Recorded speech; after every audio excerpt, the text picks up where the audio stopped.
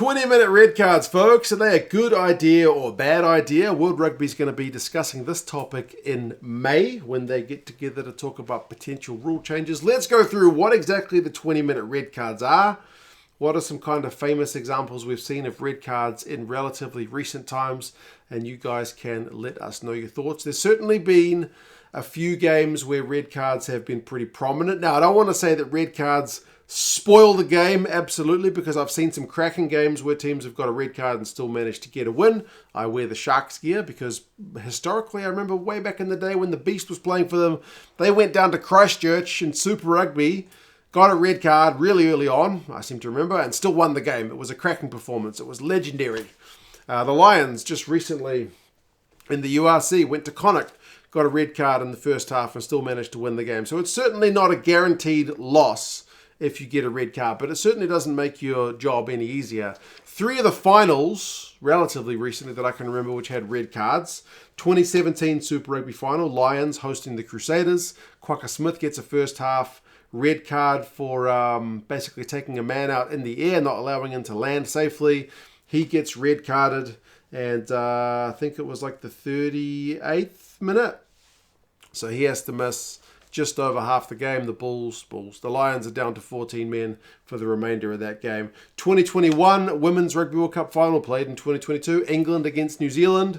England get an 18th minute red card. I think it was Lydia Thompson got a red card, unable to be replaced. So they play the vast majority of the game with 14 players. And then the most recent World Cup, 2023, Sam Cane for a high tackle.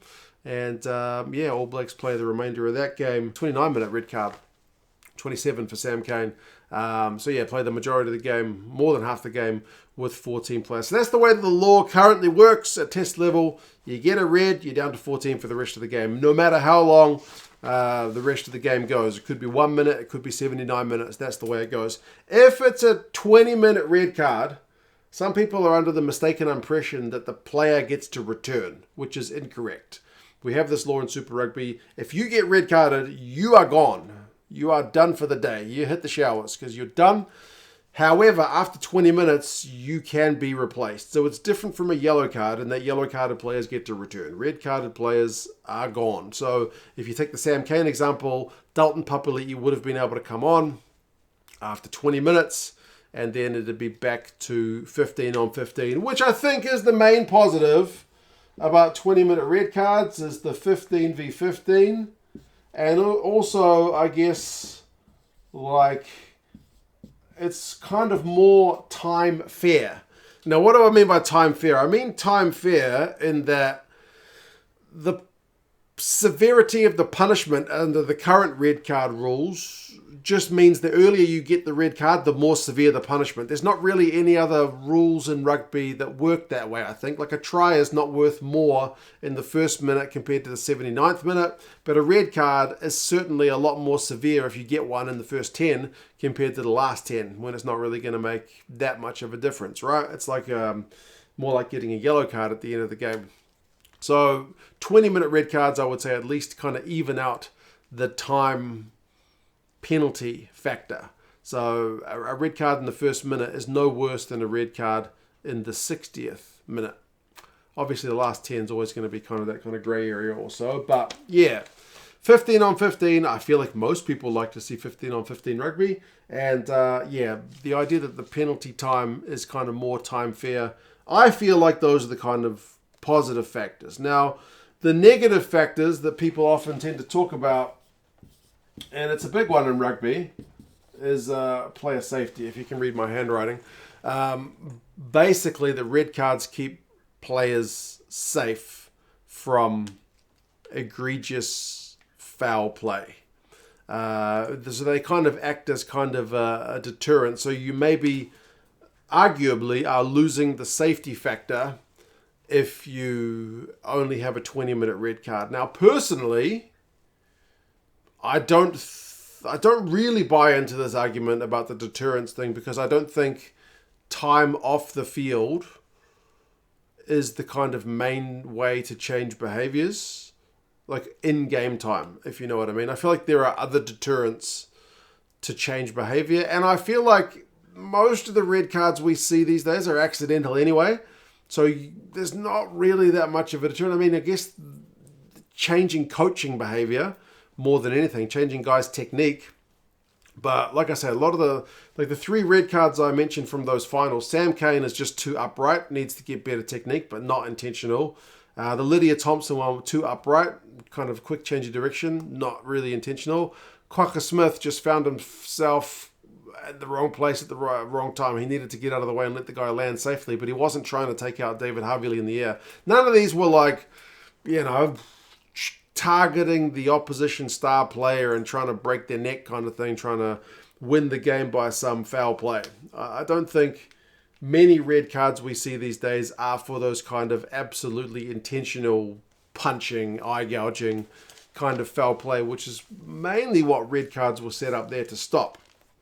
So personally, I would say if you have the 20-minute red cards, you can still add to the safety factor or the deterrence factor, if you want to call it that, by other means. You can lengthen the off-field suspension, give them a longer ban, or, and I'm not sure if it's possible under the way things are currently contracted, but financial deterrence is a guaranteed way to change behavior from my experience. I follow the NHL. The NHL used to have big bench clearing brawls. I've mentioned this a few times. They put in big fines for anybody doing that. Everybody stopped doing it. They stopped getting into fights from the bench. Also, I lived in China for a while. That's where I currently am. That's why this is a pre-recorded video. I'm in New Zealand at this moment, but by the time you're seeing this, I'm in China. In China, there's red light cameras at every intersection. Nobody runs red lights because you're guaranteed to get a fine. It's 100% compliance.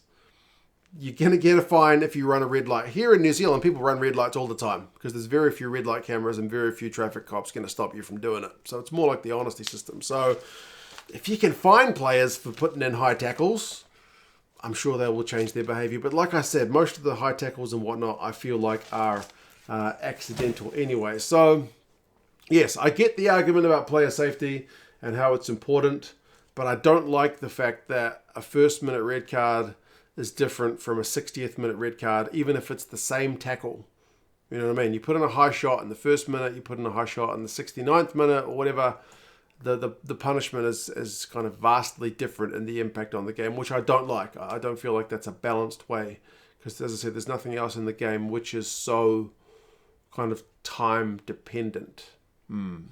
But yeah, I like 15 on 15. I feel like we can maintain player safety. I feel like there are other ways of deterring players and coaches from, tackling in less than safe manners. But you guys let us know your thoughts. Maybe I'm totally wrong and maybe World Rugby will come back with another no on the 20-minute red cards. I do feel like they work pretty well in Super Rugby. I don't feel like we've seen a higher rate of stupid tackles in Super Rugby compared to any other sports, like any other rugby leagues around the world. I feel like it's pretty much working the same.